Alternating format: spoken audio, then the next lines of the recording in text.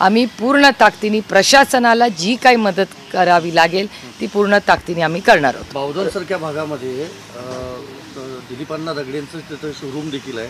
त्यात म्हणजे अनेक शोरूममध्ये पाणी गेलेलं आहे ताई आणि नागरिकांचं नुकसान आहे.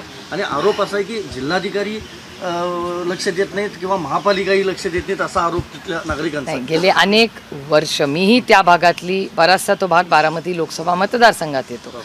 आता खरं आरोप प्रत्यारोप करायची वेळ नाही, पण दोन गोष्टी मला प्रशासनाला जरूर विचारायला आवडतील की जर एवढा पाऊस होता, अलर्ट होतं, तर तुम्ही नागरिकांना तो अलर्ट का नाही पोहोचवला, हा पहिला मुद्दा. दुसरा, तुम्ही जेव्हा पाणी सोडायचा निर्णय घेतला तेव्हा भोंगा असेल किंवा अनाऊन्समेंट, आता तंत्रज्ञान एवढं झालेलं आहे, टेक्नॉलॉजी, व्हॉट्सॲप, मोबाईल, किती गोष्टी आहेत.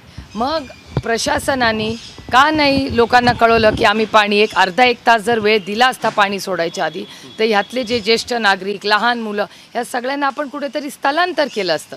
पण अर्थातच प्रशासनाचं लक्षच नाही.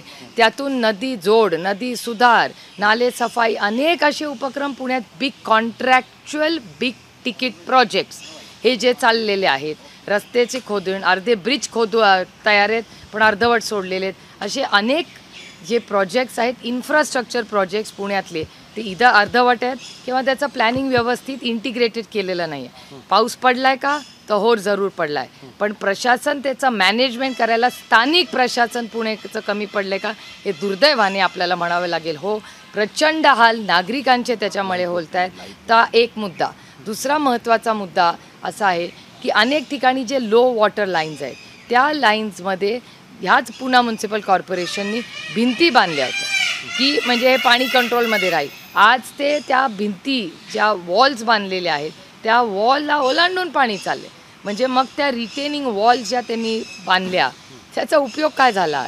आज सर्वसामान्य माणूस पहिल्या मजल्यावर पण नाही, काही गाड्यांमध्ये लोक बाहेर काढतायत. माझी सगळ्या पुणेकरांना अतिशय विनम्रपणे विनंती आहे, घराच्या बाहेर पडू नका अगदी इमर्जन्सी असल्याशिवाय. आणि गाडीत जर तुम्ही बसत असाल गाड्या हलवायला, तर गाड्या लॉक करू नका, खिडकी वर करू नका.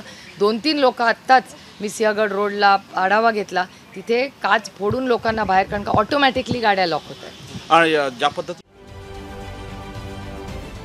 महाराष्ट्रातील सर्व बातम्यांचे विश्वासार्ह व्यासपीठ,